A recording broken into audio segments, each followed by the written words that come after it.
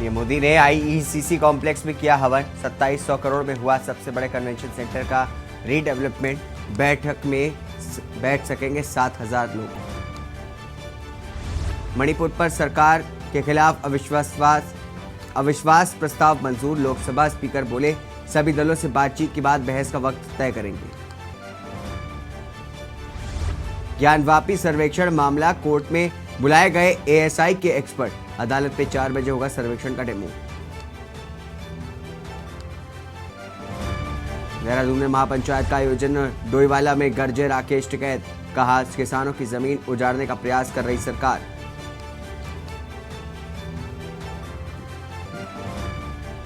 Delhi NCR में सुबह से भारी बारिश। राजस्थान में उफनाती नदी के ब्रिज पर फंसे युवक। नोएडा कर्नाटक में अलर्ट के बाद स्कूल कॉलेज बंद।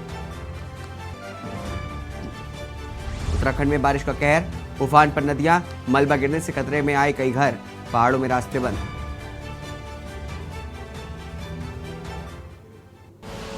आप देख रहे हैं के न्यूज, खबरों का सारथी। नमस्कार, स्वागत है आपका। आप देख रहे हैं देश की बात। मैं हूं आपके साथ हारिस। सपा प्रमुख अखिलेश यादव का मेरठ दौरा है। बता दें कि काशी टोल प्लाजा पर समर्थकों ने उनका स्वागत किया। तो सपा प्रमुख अखिलेश यादव का मेरठ दौरा। काशी टोल प्लाजा पर समर्थकों ने उनका स्वागत किया। तस्वीरों में आप देख सकते हैं सैकड़ों की संख्या में काशी टोल पहुंचे थे कार्यकर्ता। तो वही कार्यकर्ताओं के साथ सपा एमएलए अतुल प्रधान भी इस दौरान मौजूद रहे। बता दें कि बुके देकर के सपा प्रमुख अखिलेश यादव का स्वागत किया गया। वहीं भावनपुर के ग्राम राली चौहान पहुंचे सपा प्रमुख अखिलेश यादव।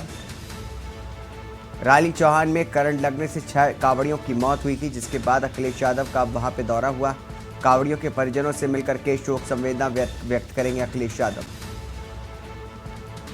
तो अहम जानकारी बता दें आपको, सपा प्रमुख अखिलेश यादव का मेरठ दौरा। इस दौरान काशी टोल प्लाजा पर समर्थकों ने अखिलेश यादव का स्वागत किया। बताया जा रहा है कि सैकड़ों की संख्या में काशी टोल पहुंचे थे कार्यकर्ता। इस खबर पर अधिक जानकारी के लिए हमारे संवाददाता राजू शर्मा हमारे साथ जुड़ चुके हैं। राजू, आपसे जानना चाहेंगे, जिस तरीके से काशी टोल प्लाजा पर हजारों की संख्या में कार्यकर्ता वहां पर पहुंचे थे, क्या कुछ बताएंगे?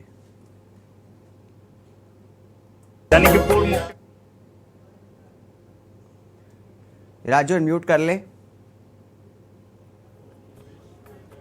तो आपको बता दें, अखिलेश यादव का मेरठ दौरा। इस दौरान तमाम कार्यकर्ता उनके स्वागत के लिए काशी टोल प्लाजा पहुंचे थे। बता दें कि राली पहुंचेंगे अखिलेश यादव। बता दें कि 6 कांवड़ियों की करंट लगने से मौत हो गई थी, जहां पर अखिलेश यादव आज राली पहुंचेंगे। बताया जा रहा है कि वहां पर पहुंच करके कांवड़ियों के परिजन से मिल करके शोक संवेदना व्यक्त करेंगे। तो मेरठ दौरे पर पहुंचे अखिलेश यादव। हमारे संवाददाता राजू शर्मा हमारे साथ जुड़ चुके हैं। राजू, आपसे जानना चाहेंगे, जिस तरीके से अखिलेश यादव वहां पर आज पहुंचे हुए मेरठ में, तमाम कार्यकर्ताओं ने उनका स्वागत भी किया। तस्वीरों में देख सकते हैं हम, क्या कुछ बताएंगे? आवाज आ रही है? जी, आवाज आ रही है आपकी। हाँ बिल्कुल, देखिए आज पूर्व मुख्यमंत्री अखिलेश यादव का मेरठ दौरा है और फिलहाल पांचली गांव में और वहां एक विवाह कार्यक्रम में शामिल हो रहे हैं। कुछ ही देर में राली चौहान जो गांव है वो वहां पहुंचेंगे और 6 कांवड़िया जो करंट लगने से मौत जिनकी हो गई थी, उनके परिवारों को शोक संवेदना व्यक्त करेंगे, मुलाकात करेंगे, ढांढस बधाएंगे। क्योंकि बड़ा हादसा मेरठ में हुआ था कांवड़ यात्रा के दौरान। बताया गया था कि डाक कांवड़ लेकर कांवड़िया अपने गांव में पहुंचने वाले थे, लेकिन गांव से 300 मीटर की दूरी पर ही ये बड़ा हादसा हो गया। लापरवाही निकल कर आई थी विद्युत विभाग की। विद्युत विभाग की जो 11,000 की लाइन थी, उससे उसका कांवड़ियों का डीजे टकरा गया था और इस दौरान झुलसने से 6 कांवड़ियों की मौत हो गई थी और 1 दर्जन से अधिक जो कांवड़िया है वो घायल हो गए थे। फिलहाल जो विद्युत विभाग है वो अपने अधिकारियों को बचाने में लगा हुआ है।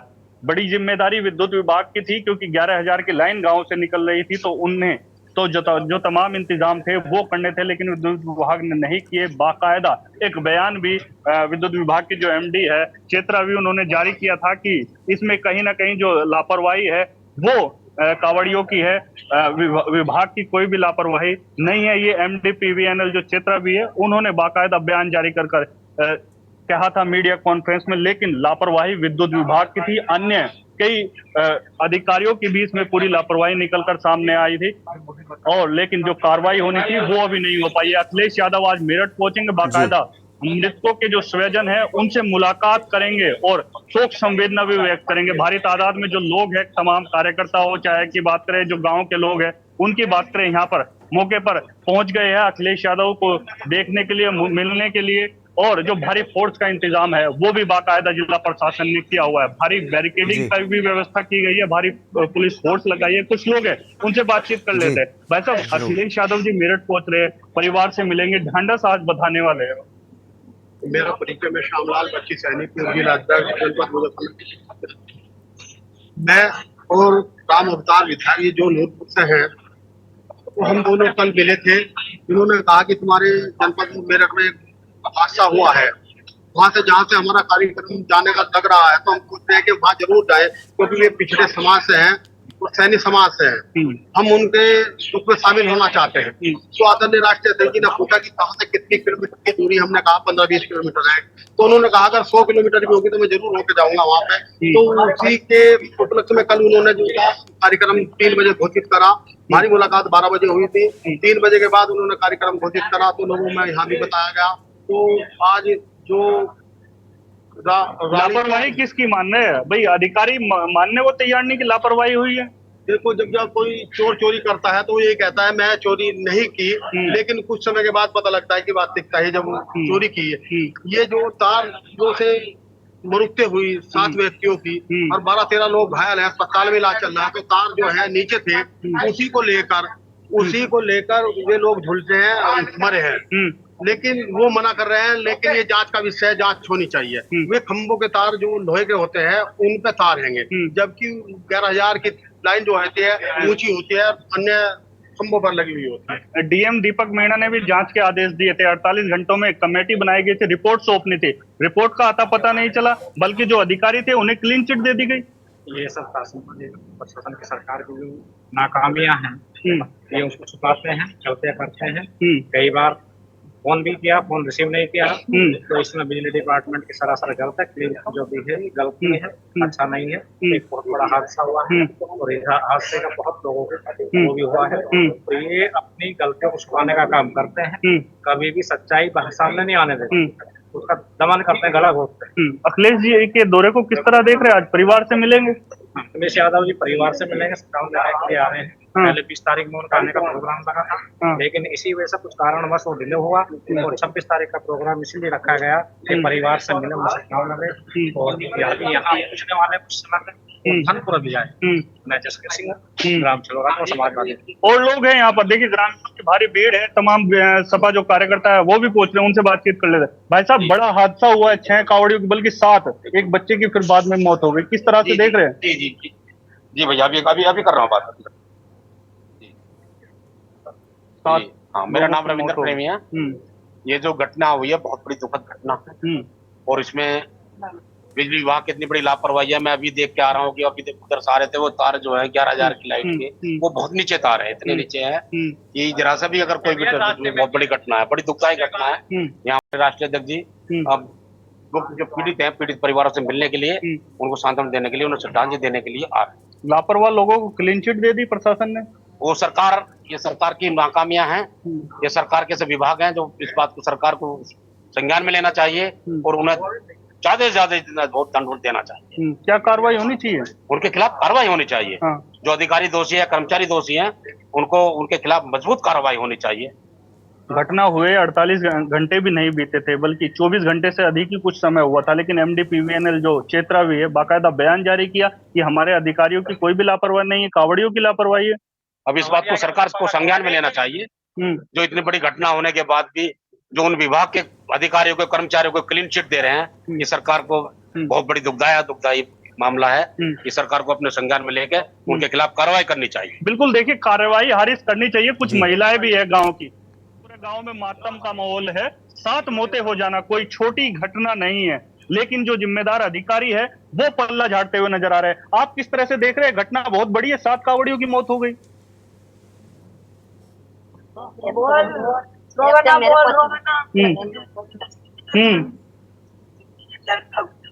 हम्म तो बच्चा में हम्म क्या मांग है सरकार से?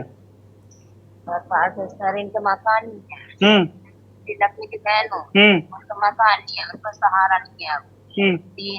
तीन भाई थे, लड़की के 3 बेटा थे, 2 बेटा रह गए, खत्म हो गए। चौथा दिन है जो खत्म हुआ, इनके लिए कुछ सहायता चाहिए, मकान चाहिए इन्हें। तो सब कुछ कमाना नहीं आता, खत्म हो गया। रोजगार अखिलेश यादव जी आ रहे हैं, क्या लग रहा है क्या करके जाएंगे? देखो आपकी मर्जी, जो करके जाते रहे, हाँ उनके पीछे है। भाई लापरवाह जो अधिकारी थे उन पर कार्रवाई नहीं हुई आज तक। क्या होना चाहिए लापरवाह अधिकारियों पर?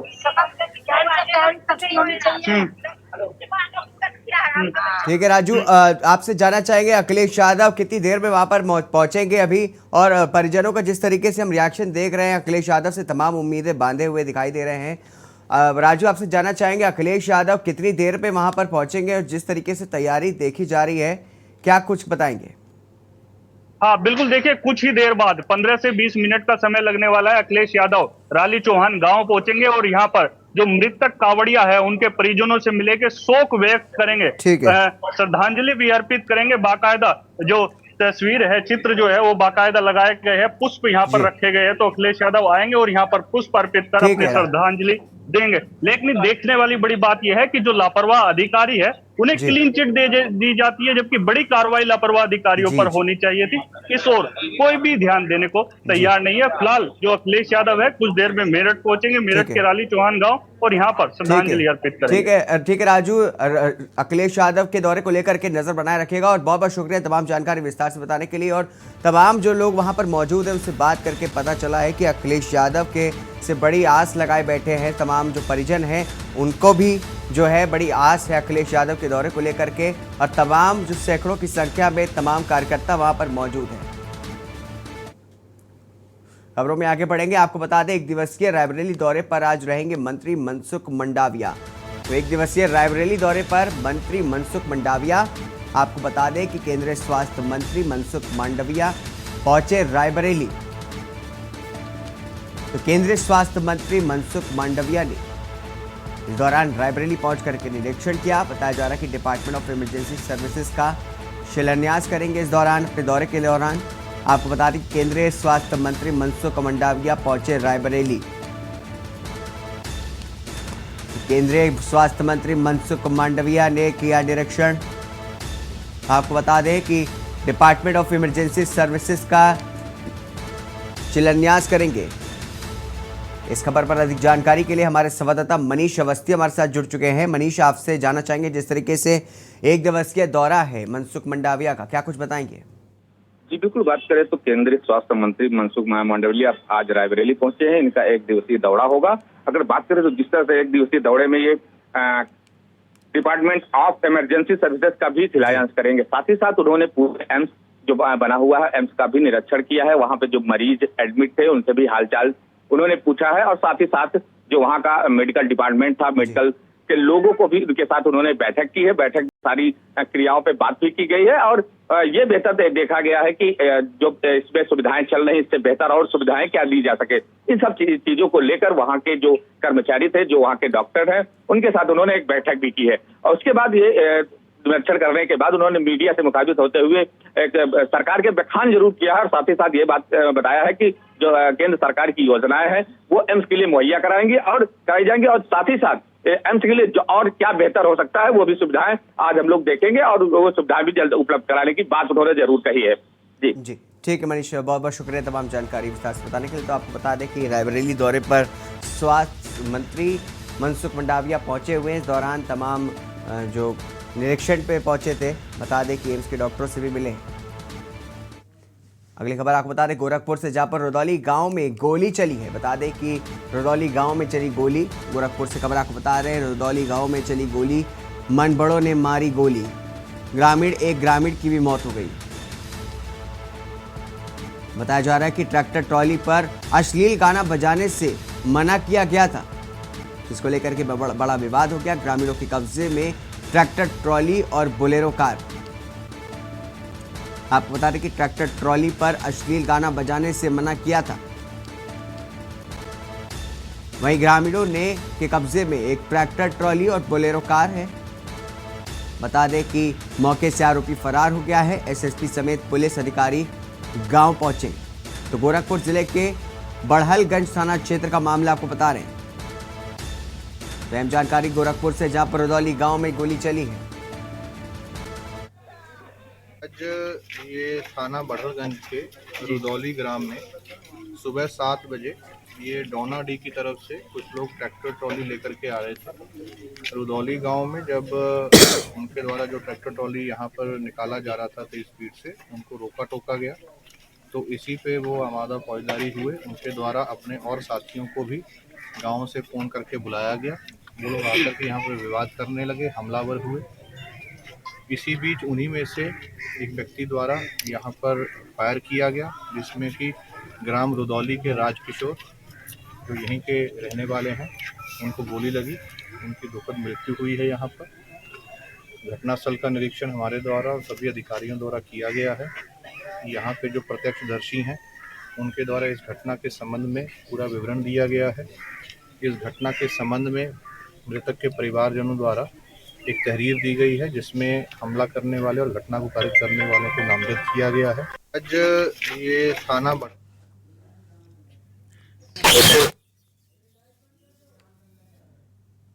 इस खबर पर अधिक जानकारी के लिए हमारे ब्यूरो चीफ रामशंकर हमारे साथ जुड़ चुके हैं। रामशंकर, आपसे जानना चाहेंगे, जिस तरीके से देखा जा रहा है गांव में गोली चली है, क्या कुछ बताएंगे इस मामले पर? जी बिल्कुल, देखिए शुरुआत जो हुआ था, ये ट्रैक्टर पे जो है अश्लील गाना बजाने की वजह से ये मामला प्रकाश में आया है। ये गाना बजा रहा था जिसमें दूसरे गांव के लोग थे जो वो अपनी बुलोरों में भर के रुदौली पहुंचते हैं और रुदौली पहुंचने के बाद उनको गाना बजाने से मना करते हैं। उसके बाद फिर जब वहां एक आदमी इसका विरोध करता है तो वहां मारपीट हो जाती है। इस मारपीट के दौरान जो है जब आए लोगों ने उन पर गोली दाग देती है, जिससे सीने में गोली लगने से एक व्यक्ति की तत्काल मौके पर मौत हो जाती है, जबकि 2-3 लोग वहां घायल हो जाते हैं। हालांकि इस पूरी सूचना के बाद पुलिस के आला अधिकारी मौके पर पहुंच जाते हैं और मामले को संज्ञान में लेके जो है पूरे कमान को संभालते हैं। चूंकि ग्रामीणों ने रोड भी जाम कर रखा था, जिसके बाद आला अधिकारी पहुंच के समझा बुझा के और कड़ी कार्रवाई का आश्वासन देके जो है रोड खुलवाने का काम करते हैं। साथ ही साथ एसएसपी द्वारा बताया गया कि तत्काल जो है मुकदमा पंजीकृत कर लिया गया है और गिरफ्तारी के लिए टीम भी गठित की गई है और लगातार दबिश दी जा रही है और जल्द से जल्द आरोपियों को गिरफ्तार कर लिया जाएगा और कठोर से कठोर कार्रवाई की जाएगी। जी ठीक है रामशंकर जी, बहुत बहुत शुक्रिया तमाम जानकारी के लिए। तो आपको बता दें, गोरखपुर से खबर है, जहां पर ट्रैक्टर ट्रॉली पर अश्लील गाना बजाने को लेकर के बड़ा विवाद हो गया। बताया जा रहा है कि गोली चलाई गई, जिसमें एक ग्रामीण की भी मौत हो गई। तो ग्रामीणों के कब्जे में ट्रैक्टर ट्रॉली और बोलेरो कार भी पहुंची है। बता दें कि एसएसपी समेत तमाम अधिकारी भी मौके पर पहुंचे।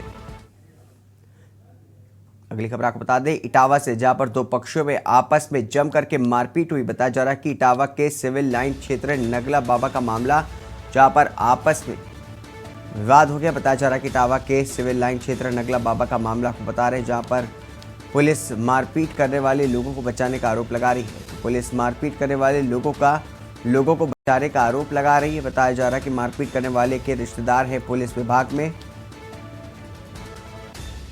तो अहम जानकारी, 2 पक्षों में आपस में हुई जम करके मारपीट।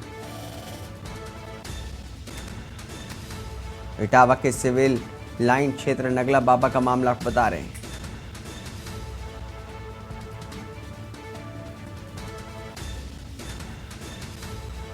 मारपीट करने वाले के रिश्तेदार है पुलिस विभाग में।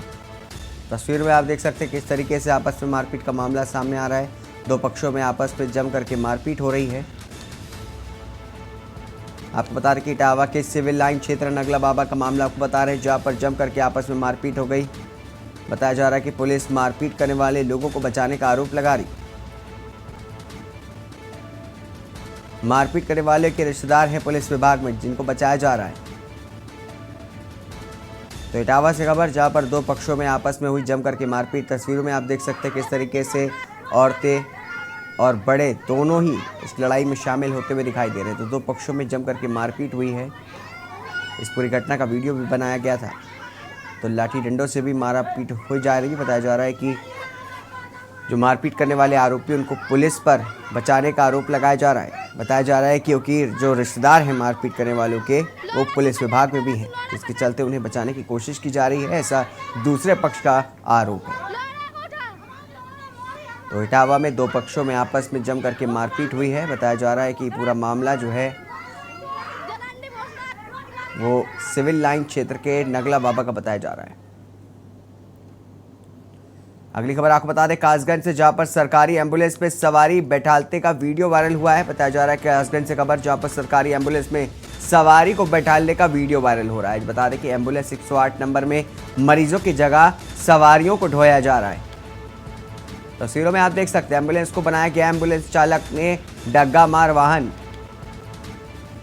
सवारियां ढोने के समय मरीज के पास नहीं पहुंचती एम्बुलेंस, तो एम्बुलेंस 108 नंबर में मरीजों की जगह ढोई जा रही हैं सवारियां। एम्बुलेंस को बनाया एम्बुलेंस चालक ने डग्गा मार वाहन। बता दें कि सवारियां ढोने के समय पर मरीज के पास नहीं पहुंचती एम्बुलेंस।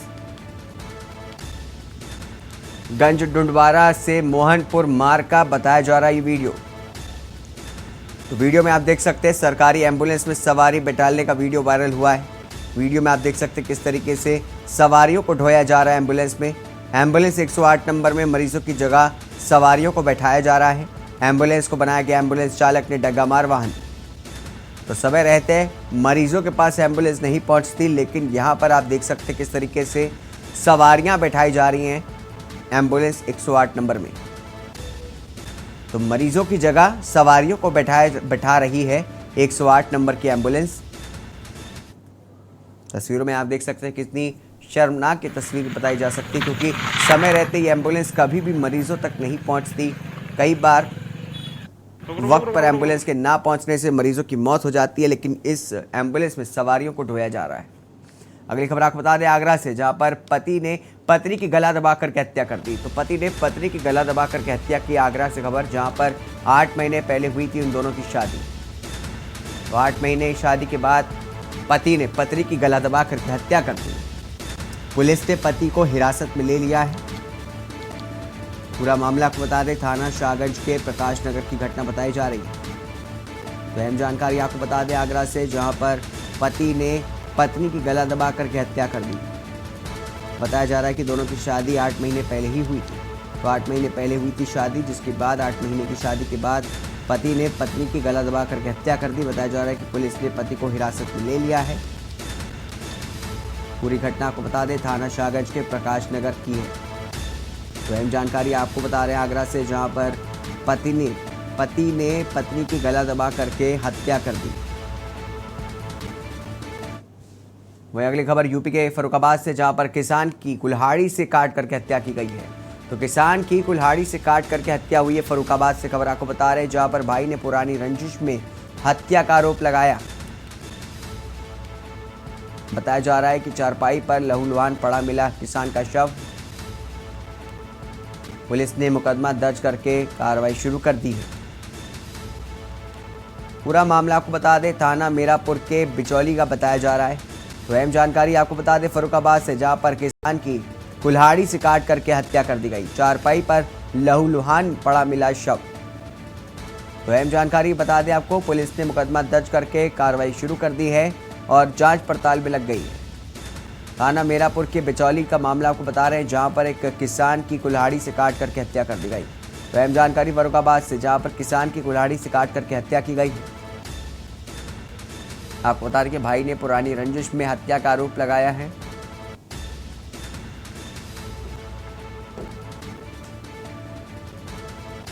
चारपाई पे लहूलुहान मिला किसान का शव। पुलिस ने मुकदमा दर्ज करके कार्रवाई शुरू की।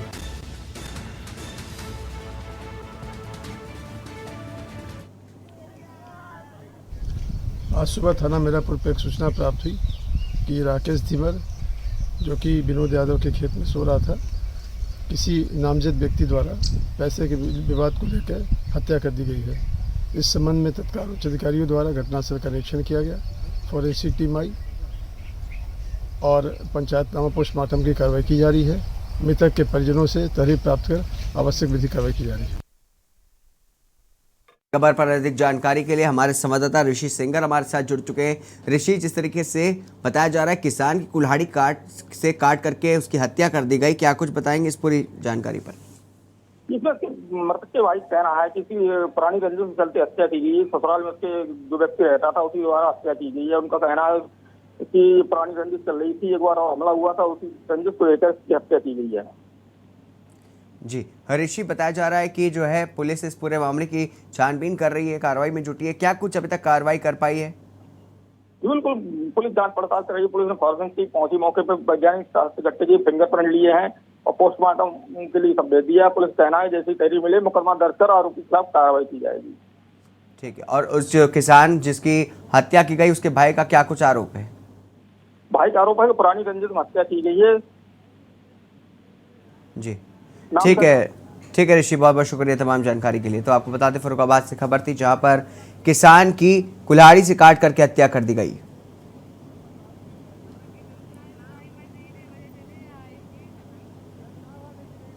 तो अहम जानकारी आपको बता रहे फर्रुखाबाद से, जहां पर किसान की कुल्हाड़ी से काट करके हत्या कर दी गई। बताया जा रहा है कि पुरानी रंजिश के चलते ये हत्या की गई है।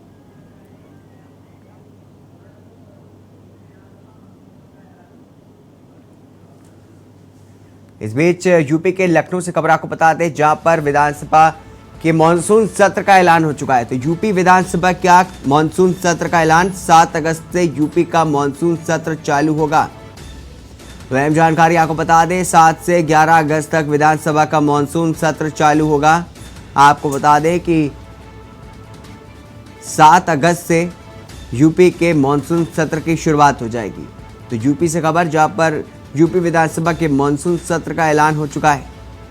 बताया जा रहा है कि 7 अगस्त से यूपी के मानसून सत्र को चालू किया जाएगा। तो 7 अगस्त से लेकर के 11 अगस्त तक विधानसभा का मानसून सत्र चलेगा। तो अहम जानकारी आपको बता रहे हैं यूपी से, जहां पर यूपी विधानसभा के मानसून सत्र का ऐलान हो चुका है। तो यूपी विधानसभा के मानसून सत्र का ऐलान हो चुका है। बताया जा रहा है 7 तारीख से, यानी कि 7 अगस्त से यूपी मानसून सत्र की कार्रवाई शुरू हो जाएगी। रुकेंगे एक छोटे से ब्रेक के लिए, ब्रेक के बाद जल्द हाजिर होंगे। आप देख रहे हैं के न्यूज, खबरों का सारथी। ब्रेक के बाद स्वागत है आपका। अब आपको ले चलते हैं यूपी के मथुरा, जहां पर इस समय सीएम योगी आदित्यनाथ मौजूद है और क्या कुछ कह रहे हैं ये सुनाते हैं आपको। सबको मानव मात्र की सेवा के लिए समर्पण का भाव भी पैदा करे, ये अत्यंत महत्वपूर्ण है। मैं महिंद्रा कोटक बैंक को इस बात के लिए धन्यवाद दूंगा कि उन्होंने CSR की राशि का बेहतरीन उपयोग इस हॉस्पिटल के लिए यहां पर किया है और एक ऐसी मशीन जो कैंसर की प्राथमिक जांच को समय पे किसी भी पेशेंट को उपलब्ध करवा करके उसके मन के उन सभी, अगर उसके मन में कोई संशय है, उस संशय को दूर करने के लिए इन्होंने एक अच्छी मशीन यहां पर उपलब्ध करवाई है। जो मुझे बताया गया कि अभी यहां पे अगल बगल के किसी भी जनपद में इस प्रकार की सुविधा नहीं थी और इस सुविधा का लाभ यहां पे आने के बाद यहां आने वाला कोई भी श्रद्धालु एक चैरिटी भाव के साथ इसके साथ जोड़ करके इन कार्यक्रमों को करेगा। और आज के दिन पे मुझे लगता है स्वास्थ्य के क्षेत्र में बहुत परिवर्तन हुआ है, बहुत परिवर्तन हुआ है। इससे पहले जब उत्तर प्रदेश में शासन की स्वास्थ्य की सुविधाएं फ्री में थी, लेकिन जो व्यक्ति किसी प्राइवेट हॉस्पिटल में या किसी अच्छे कॉर्पोरेट हॉस्पिटल में जाकर के उपचार कराना चाहता था, उसके पास या जहां पे शासन के हॉस्पिटल में सुविधा नहीं होती थी, परिवार का कोई व्यक्ति कैंसर से पीड़ित हो गया, हृदय रोग से पीड़ित हो गया, किडनी रोग से पीड़ित हो गया, किसी अन्य गंभीर बीमारी की चपेट में आ गया, उसके लिए कठिन होता था अपना उपचार कराना, बहुत कठिन होता था। हम सब आभारी हैं प्रधानमंत्री मोदी जी के। उन्होंने प्रधानमंत्री जन आरोग्य योजना के माध्यम से आयुष्मान भारत की योजना देश के अंदर चलाई और देश की आधी आबादी को 5 लाख रुपए प्रतिवर्ष स्वास्थ्य सुविधा के लिए, स्वास्थ्य की गारंटी के लिए एक बीमा कवर दिया। कोई भी व्यक्ति 5 लाख रुपए का स्वास्थ्य किसी भी सरकारी हॉस्पिटल में, किसी भी पैनल्ड हॉस्पिटल में जाकर के करवा सकता है। 5 लाख रुपए की स्वास्थ्य सुविधा भारत सरकार की SECC की सर्वे के अनुसार उन सभी कार्ड धारकों को उपलब्ध कराया जाता है जो अपना आयुष्मान का कार्ड बनवा लेते हैं। छूटे हुए गरीबी रेखा के नीचे जीवन यापन करने वाले उन परिवारों के लिए उत्तर प्रदेश सरकार ने मुख्यमंत्री जन आरोग्य योजना के माध्यम से इस योजना को 5 लाख रुपए का कवर राज्य सरकार की तरफ से उपलब्ध करवाया।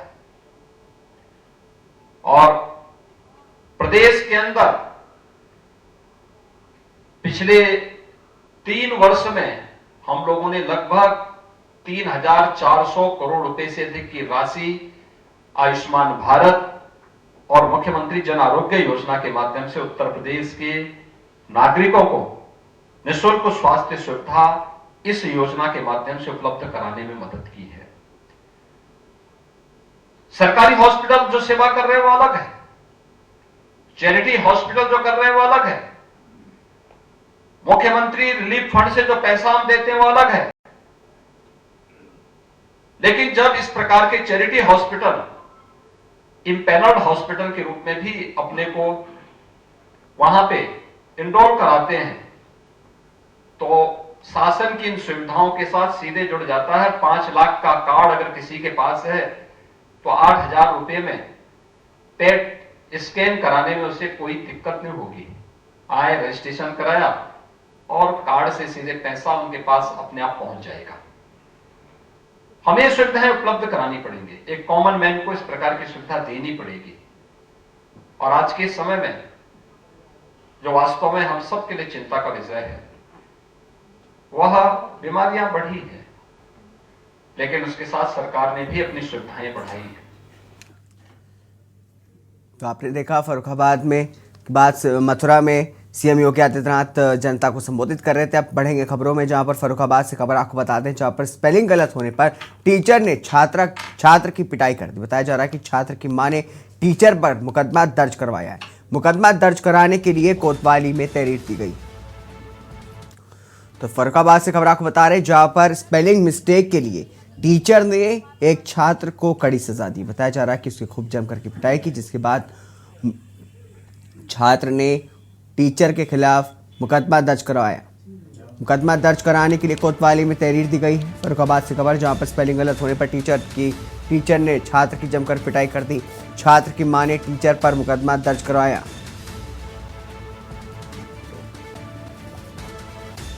मुकदमा दर्ज कराने के लिए कोतवाली में तहरीर दी है। कंप्यूटर टीचर ने स्पेलिंग गलत हो जाने पर बेरहमी से छात्र को पीटा। कंप्यूटर टीचर ने स्पेलिंग गलत होने पर छात्र को बेरहमी से पीटा। बताया जा रहा है कि छात्र की डस्टर और डंडे से बेरहमी से पिटाई की गई। वहीं परिजनों को जानकारी मिलने पर पीड़ित की मां पहुंची कोतवाली।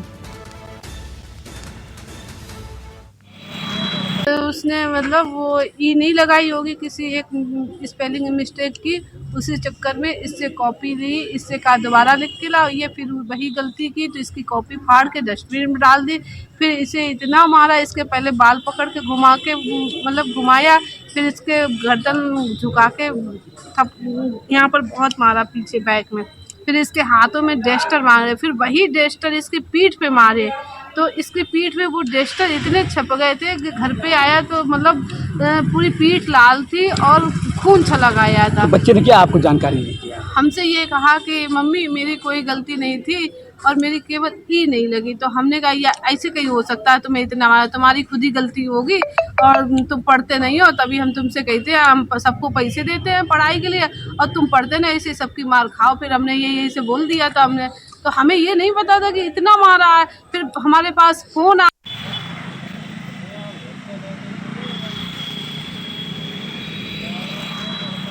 कैसे छात्र की मां ने बताया है कि कितनी बेरहमी से टीचर ने छात्र को मारा, सिर्फ एक छोटी सी गलती के चक्कर में।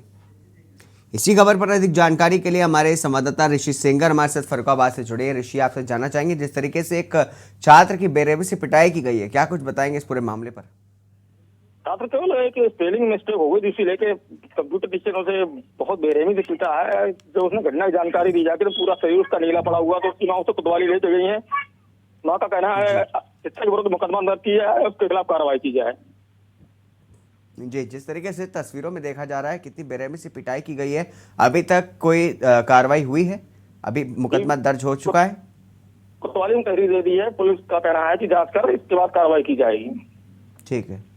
ठीक है, शुक्रिया ऋषि, बहुत बहुत। तो आपको बता दें कि फर्रुखाबाद से खबर आ रही, जहां पर स्पेलिंग मिस्टेक के चलते एक छात्र को टीचर ने बेरहमी से पिटा। तस्वीरों में आप देख सकते हैं कितनी डस्टर और डंडों से मारने का आरोप लगाया है। वहीं बाराबंकी जिले में एक 5 साल की मासूम बच्ची के साथ दरिंदगी का आरोप लगा है। ये आरोप पीड़ित बच्ची की मां ने लगाया है। आरोप है कि घर के सामने रहने वाले गांव के 3 व्यक्तियों ने मासूम को अगवा किया, फिर उसके साथ दुष्कर्म किया। बच्ची को मृत समझ करके तालाब के पास छोड़ करके फरार हो गए। इधर घर से गायब हुई बच्ची की खोजबीन में पहुंचे परिजनों को बच्ची तालाब के पास लहूलुहान हालत में मिली, जिसके बाद परिजनों ने इसकी सूचना पुलिस को दी। परिजनों की सूचना से एएसपी सहित कई थानों की फोर्स मौके पर पहुंची। पुलिस ने बच्ची को इलाज के लिए जिला अस्पताल में भर्ती करवाया है। पुलिस आरोपियों की तलाश में जुटी है।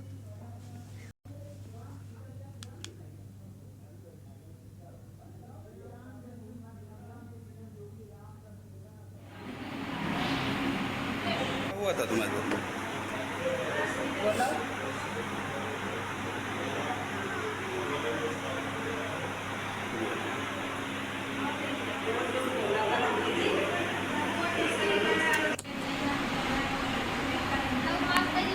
हमारे बच्चे के साथ बलात्कार हुआ है, फिर मार के यहाँ तक मुंह दे ना जाने ना या मर गई है।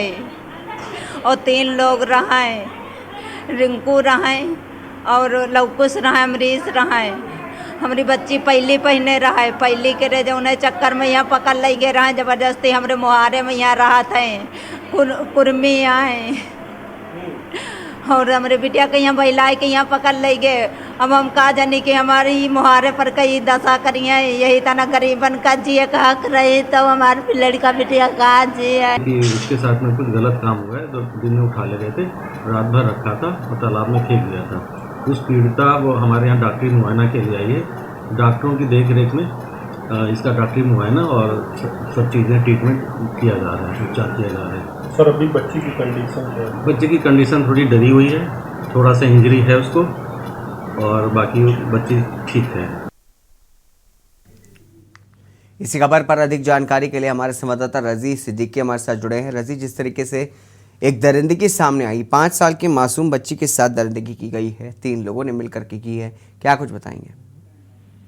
जी, आपको बता दें कि ये बहुत ही दुखद घटना हुई है। बाराबंकी जिले के रामनगर थाना क्षेत्र का ये मामला है।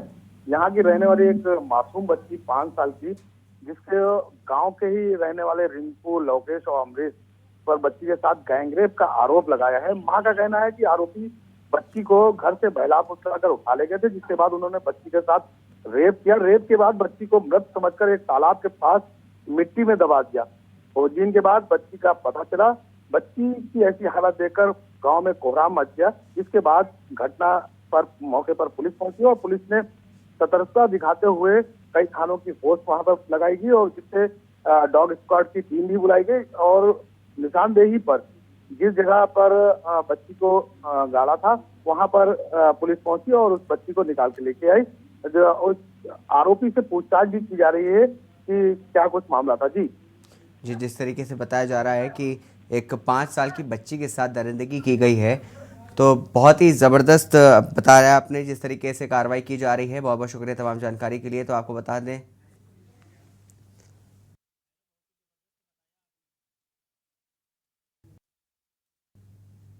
तो गंभीर हालत में चल रहा इलाज।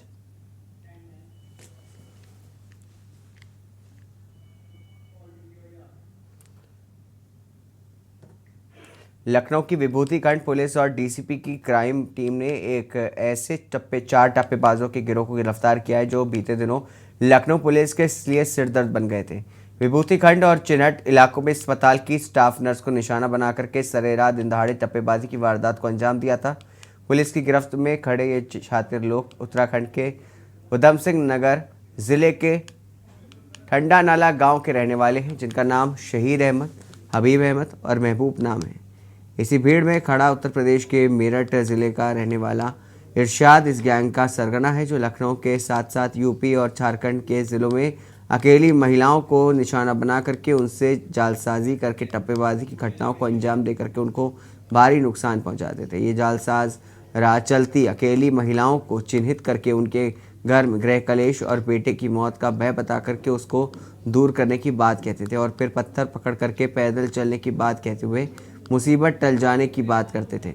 पुलिस ने इनके पास से सोने की अंगूठी, चैन, लॉकेट, कान के टॉप्स और 2000 की नकदी बरामद की है।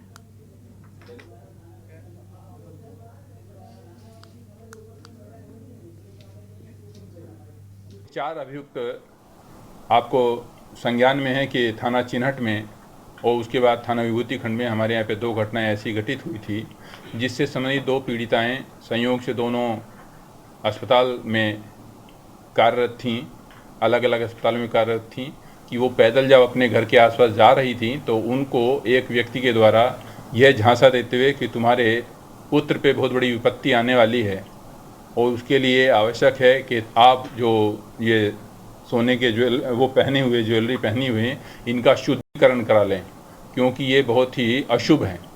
और इस बहाने करके उनको ज्वेलरी उनसे ले ली जाती थी और उनको कहा जाता था कि पूजा कराइए, इसमें कपूर लेकर आइए, उसके बाद में बहुत सारी चीज़ें 51 कदम आगे जाइए, पीछे मुड़ के मत देखिए, और इसी बीच में वो लेकर रफू चक्कर हो जाते थे। तो उसी गिरोह के 4 लोग आपके सामने उपस्थित हैं और इनको आज हमारी क्राइम टीम के द्वारा थाना विभूति खंड की पुलिस के द्वारा गिरफ्तार करके माननीय न्यायालय के समक्ष भेजा जा रहा है।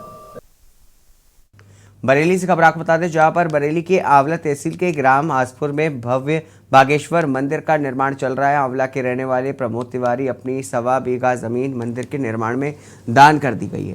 राजस्थान स्थित बागेश्वर धाम से प्रेरणा मिलने के बाद लगातार मंदिर का निर्माण चल रहा है। आसपास से जुड़े लोगों की आस्था अब यहाँ से जुड़ने लगे हैं और यहाँ के प्रतिदिन पूजा पाठ और प्रत्येक मंगलवार को आसपास के भक्त लोग जुड़ने लगे हैं। जल्दी पुजारी सोमेश त्रिपाठी उर्फ प्रदीप त्रिपाठी पंडित धीरेन्द्र शास्त्री से बात करके उनको आसपुर धाम पर बुलाने की बात कह रहे हैं। वैसे तो पूजा पाठी ब्राह्मण हूँ और दूसरी ये मैं बागेश्वर धाम गया था गुरु जी के छतरपुर गढ़ा। वहाँ से मुझे आप कुदरती इच्छा हुई कि मैं भी बाला जी के निर्माण करूँ, उन्हीं की प्रेरणा से सब कुछ हो रहा है। और वहाँ से मेरा मोबाइल नंबर भी रजिस्टर्ड है उनके। बार बार प्रोग्राम की सूचनाएं मुझ पर आती रहती है। और ये बागेश्वर धाम बालाजी के मंदिर का निर्माण कार्य चल रहा है। यहाँ पर बागेश्वर धाम मंदिर बालाजी का निर्माण हो रहा है। यहाँ पर ये हमारे चाचा जी हैं सुमेश त्रिपाठी जी और प्रदीप त्रिपाठी, इन्होंने अपनी 1.25 बीघा जमीन बागेश्वर धाम मंदिर के नाम पर बालाजी के मंदिर निर्माण के लिए इन्होंने दान दी है, जिसके लिए हम आसपुर के लोग और राजपुर के लोग पूरा हम लोग ये लोग सहयोग कर रहे हैं हमारे साथ मिलकर इस मंदिर के निर्माण के लिए। रोज आकर यहाँ पे आरती, सुंदरकांड और पूजा सब लोग यहाँ पर आकर करते हैं। बच्चे से लेके बूढ़े बच्चे सब लोग हम लोगों की सहायता करके और यहाँ पर मंदिर के लिए निर्माण कर रहे हैं। यहाँ पर ये आसपुर राजपुर जो रास्ता है, इस रास्ते पे बीच में एक मंदिर का निर्माण होने जा रहा है। इसे बागेश्वर धाम नाम के नाम से बालाजी का मंदिर बनेगा और बहुत समय से करीबन 1 साल से ज़्यादा हो गई। यहाँ पर धीरे धीरे लोगों की संख्या अधिक बढ़ती जा रही है। लोगों की मनोकामनाएं भी अपनी अपनी जो इच्छा अपनी लेके आए मन में, हृदय में जो भी विचार करना है, आओ यहाँ इच्छाएं लोगों की पूर्ण हो रही हैं और भगवान के नाम से यहाँ अब धीरे धीरे चमत्कार भी होने लगेगा। नोएडा में हिंडन नदी का कहर साफ दिखाई दे रहा है। नदी का पानी शहर में तांडव कर रहा है, जिससे स्थानीय प्रशासन की पोल खोल करके रह गई है। ये नज़ारा है नोएडा के खादर का। खादर इलाके में अवैध पार्किंग में पानी घुस गया, जिससे सैकड़ों कारें जलमग्न हो गई। तस्वीरों में आप साफ देख सकते हैं।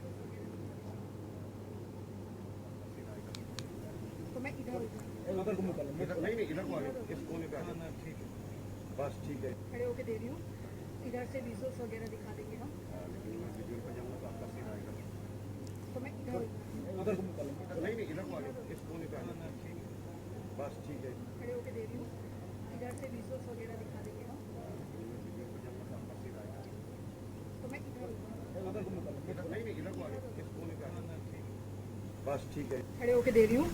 इधर से विजुअल्स वगैरह दिखा देंगे हम। लेकिन मैं विजुअल पर जाऊंगा तो आपका सिर आएगा, तो मैं इधर हो जाती हूँ। उधर को निकल, नहीं इधर को आ जाओ, इस कोने पे आ जाओ। ठीक है, बस ठीक है, खड़े होके दे रही हूँ। इधर से विजुअल्स वगैरह दिखा देंगे हम। लेकिन मैं विजुअल पर जाऊंगा तो आपका सिर आएगा, तो मैं इधर हो जाती हूँ। उधर को निकल, नहीं इधर को आ जाओ, इस कोने पे आ जाओ। ठीक है, बस ठीक है, खड़े होके दे रही हूँ। इधर से विजुअल्स वगैरह दिखा देंगे हम। लेकिन मैं विजुअल पर जाऊंगा तो आपका सिर आएगा। इस बीच आगरा से खबर बता दें आपको, जहां पर सीएम योगी आदित्यनाथ का आज आगरा में आगमन होने वाला है। बता दें कि सीएम योगी का आगरा में आगमन, सीएम के आगमन को लेकर के तैयारियां पूरी हो चुकी हैं। तो आगरा में सीएम योगी आदित्यनाथ का आगमन, आपको बता दें कि आगरा में सीएम योगी का आगमन को लेकर के तमाम तैयारियां पूरी हो चुकी हैं। आपको बता दें कि आगरा में सीएम योगी आदित्यनाथ का आगमन, अहम जानकारी बता दें आपको, आगरा से जहां पर सीएम योगी का आगमन होना है, सीएम के आगमन को लेकर के तमाम तैयारियां जो है वो पूरी कर ली गई है। तो अहम जानकारी आपको बता दें, आगरा में सीएम योगी आदित्यनाथ का आगमन, सीएम योगी आदित्यनाथ के आगमन को लेकर के तमाम तैयारियां आगरा में पूरी हो चुकी हैं। तो आगरा में सीएम योगी आदित्यनाथ का आगमन, अहम जानकारी बता रहे हैं आपको, आगरा से जहां पर सीएम योगी आदित्यनाथ के आगमन हो रहा है, जिसको लेकर के तमाम तैयारियां पूरी कर ली गई। इस वक्त की अहम जानकारी आपको बता दें, आगरा से खबर है जहां पर सीएम योगी आदित्यनाथ का आगमन होना है, जिसको लेकर के तमाम तैयारियां पूरी कर ली गई हैं।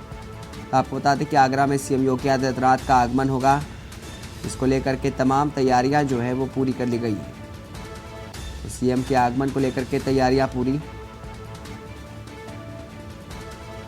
आगमन में सीएम योगी आदित्यनाथ में आगरा पहुंचेंगे, सीएम योगी के आगमन को लेकर के तैयारियां पूरी। सूबे के मुखिया योगी आदित्यनाथ का आज आगरा दौरा है। आपको बता दें कि आज सुबह उत्तर प्रदेश के मुख्यमंत्री योगी आदित्यनाथ सबसे पहले दोपहर 2 बजे खेरिया हवाई अड्डे पर आए, उसके बाद मथुरा के बांके बिहारी दर्शन करने के बाद वो आगरा आएंगे। देर शाम बताया जा रहा है आगरा आएंगे। उनके आगमन पर क्या तैयारी है देख सकते हैं कि हम ये माल रोड पर है। ये रास्ता खेरिया हवाई अड्डे से ताजमहल के लिए जाता है। तमाम यहाँ पुलिसकर्मी लगाए गए हैं, जगह जगह पर बैरिकेडिंग की गई है। और यहाँ का जो प्रोग्राम है मुख्यमंत्री का, वो सबसे पहले सर्किट हाउस आएंगे। सर्किट हाउस में यहाँ जो अधिकारियों के साथ कार्य जो हो रहे हैं, प्रदेश जो जिले में कार्य हो रहे हैं, उनकी समीक्षा करेंगे, उनके साथ बैठक करेंगे। और उसके बाद जो दूसरी मीटिंग है वो जनप्रतिनिधि जो हैं उनके साथ मीटिंग की जाएगी। साथ ही साथ देख सकते हैं कि मेट्रो का काम यहाँ चल रहा है और जो निरीक्षण करेंगे, मेट्रो के कार्य का निरीक्षण करेंगे। और उसके बाद तकरीबन 7:30 से 8 बजे के बीच में योगी आदित्यनाथ लखनऊ के लिए रवाना हो जाएंगे। फिलहाल पुलिस की और प्रशासन की तैयारियां पूरी हैं। अजेंद्र चौहान, के न्यूज, आगरा। वहीं बस्ती जनपद के परशुराम ब्लॉक में उस समय अफरा तफरी मच गई जब अचानक गोलियों की आवाज़ से पूरा ब्लॉक परिसर गूंजने लगा। अचानक हुई फायरिंग के बाद ब्लॉक में आए फरियादी व अन्य लोग सहम गए। बता दें कि बस्ती जनपद मुख्यालय से लगभग 60 किलोमीटर की दूरी पर स्थित परशुराम ब्लॉक में उस समय भय का माहौल बन गया जब अचानक गोली चलने से पूरा का पूरा परिसर भय मुक्त हो गया। बता दें कि सहयोग अच्छा रहा कि गोली चलने से कोई हताहत नहीं हुआ। सूचना पाकर के मौके पर पहुंचे उपजिलाधिकारी हरैया और क्षेत्राधिकारी हरैया ने कानून व्यवस्था को संभाला, तो वहीं इस मामले में क्षेत्राधिकारी हरैया शेषमणि उपाध्याय ने बताया कि दोनों पक्षों की तहरीर के हिसाब से मुकदमा पंजीकृत कर दिया गया है और मामले की गंभीरता से जांच की जा रही है। मौके पर शांति व्यवस्था कायम है।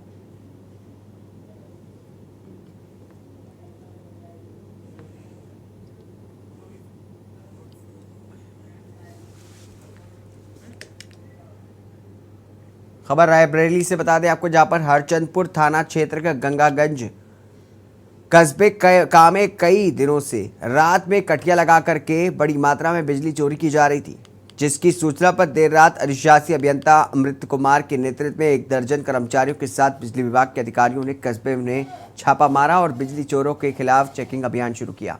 ग्रामीणों ने इसका विरोध शुरू कर दिया है और बड़ी संख्या में ग्रामीणों की भीड़ जुटने लगी है, लेकिन बिजली विभाग के अधिकारियों ने बिजली चोरी के खिलाफ अभियान जारी रखा, जिससे ग्रामीण आक्रोशित हो गए और उन्होंने छापा मारने गए अधिकारियों से हाथापाई शुरू कर दी और सरकारी अभिलेखों को फाड़ करके फेंक दिया, जिससे बिजली विभाग अधिकारियों कर्मचारियों में भय व्याप्त हो गया। इसके तुरंत बाद ही थाने को सूचना दी गई। मौके पर पहुंची पुलिस ने बिजली विभाग कर्मचारियों को ग्रामीणों के चुंगल से छुड़ाया और अपने साथ साथ उनको भी ले गई। ये जो सूचना प्राप्त हुई है उसके हिसाब से थाना हरचंदपुर क्षेत्र में विद्युत चोरी की शिकायत को डील करने के लिए एसडीओ अपनी टीम के साथ वहां गए थे और वहां फिर उनके द्वारा ये शिकायत थाने में की गई है कि उनके साथ काम जो सरकारी काम वो कर रहे थे उसको रोका गया, उनके साथ उनको मैंने हैंडल किया, उनको और उनकी टीम को। उनकी शिकायत पर थाने में सुसंगत धारा में मुकदमा कायम कर लिया गया है और एक व्यक्ति को अरेस्ट भी कर लिया गया है। जो अन्य व्यक्ति हैं उनकी तलाश की जा रही है और शीघ्र ही उनको भी अरेस्ट कर लिया जाएगा। देखिए, अभी इधर जो गर्मी बढ़ी हुई है तो इसमें जो है विद्युत की जो है डिमांड बहुत ज़्यादा बढ़ गई है और इसी के दौरान जो है जो लोग एसी लगाए हुए हैं या इस प्रकार के उपकरण हैं वो जो है कटिया लगा करके रात में चोरी भी कर रहे हैं, तो जिससे डिमांड ज़्यादा बढ़ गई है और विद्युत आपूर्ति व्यवस्था जो है थोड़ा सा जो है चरमराई हुई है। इसके दृष्टिगत जो है हमारे उच्च प्रबंधन से निर्देश हुआ है कि रात्रिकालीन जो है चेकिंग कराई जाए उपभोक्ताओं की और जो कटिया लगा करके विद्युत का प्रयोग कर रहे हैं उनके खिलाफ FIR दर्ज कराई जाए। खबर ललितपुर से है, जहां पर सदर कोतवाली क्षेत्र में 4 दिन पहले एक व्यापारी के घर में 3 नकाबपोशों युवकों ने घुस करके नाबालिग बेटे के पैर में बांध करके उसका अपहरण करके लूट करने का प्रयास किया था। इस मामले की व्यापारी द्वारा दी गई तहरीर के आधार पर पुलिस ने तुरंत 4 टीमें गठित कर दी गई थी और पूरे नगर क्षेत्र के CCTV कैमरे के फुटेज भी खंगाले गए थे। इसी आधार पर पुलिस ने 3 अभियुक्तों को गिरफ्तार किया था।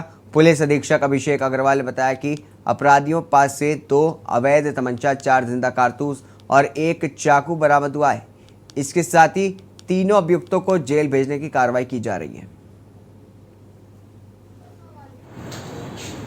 22 जुलाई 2023 को कोतवाली क्षेत्र अंतर्गत एक व्यक्ति के घर में घुसकर कुछ अज्ञात बदमाशों द्वारा अपहरण व चोरी की घटना के संदर्भ में थाना कोतवाली में सुसंगत धाराओं पर मुकदमा दर्ज किया गया। इस पर उच्च अधिकारी टीम द्वारा भी मौका मुआयना किया गया था। उसी घटना का आज सफल अनावरण किया जा रहा है। 3 अभियुक्त जिनका नाम आनंद, विनय और लाला राम है, इन्हें गिरफ्तार करके जेल भेजा जा रहा है। वहीं अगली खबर आपको बता दें चंडीगढ़ से, जहां पर आप प्रदेश अध्यक्ष ने लिखा वित्त मंत्री को पत्र। आप प्रदेश अध्यक्ष ने लिखा वित्त मंत्री को पत्र। बताया जा रहा है कि वित्त मंत्री सांसद सुशील गुप्ता ने वित्त मंत्री को पत्र लिखा है। तो सांसद सुशील गुप्ता ने वित्त मंत्री को पत्र लिखा। ITR की तारीख बढ़ाने को लेकर के पत्र लिखा गया है। तो आपके प्रदेश अध्यक्ष ने वित्त मंत्री को लिखा पत्र। कुछ राज्यों में 2 महीने का समय बढ़ाने की गुजारिश की गई है। तो ITR की तारीख बढ़ाने को लेकर के पत्र लिखा गया है। राज्यसभा सांसद सुशील कुमार गुप्ता ने मांग की है। पत्र लिख करके सांसद ने वित्त मंत्री निर्मला सीतारमण को पत्र लिखा है। तो अहम जानकारी बता दें आपको, 2 महीने की सीमा और बढ़ाए जाने की मांग की है। बाढ़ प्रभावित इलाकों में फंसे लोगों के लिए मोहलत मांगी। हरियाणा समेत कई राज्यों में बाढ़ का कहर जारी है। गुप्ता ने पत्र में लिखा है। बताया जा रहा है कि आम जनजीवन पूरी तरह से अस्त व्यस्त हो चुका है। गुप्ता ने पत्र में ये भी लिखा है। आपको बता दें कि लोग पलायन कर रहे हैं, सुरक्षित स्थानों में शिफ्ट हो रहे हैं, जिसको लेकर के पत्र में सांसद सुशील ने लिखा है।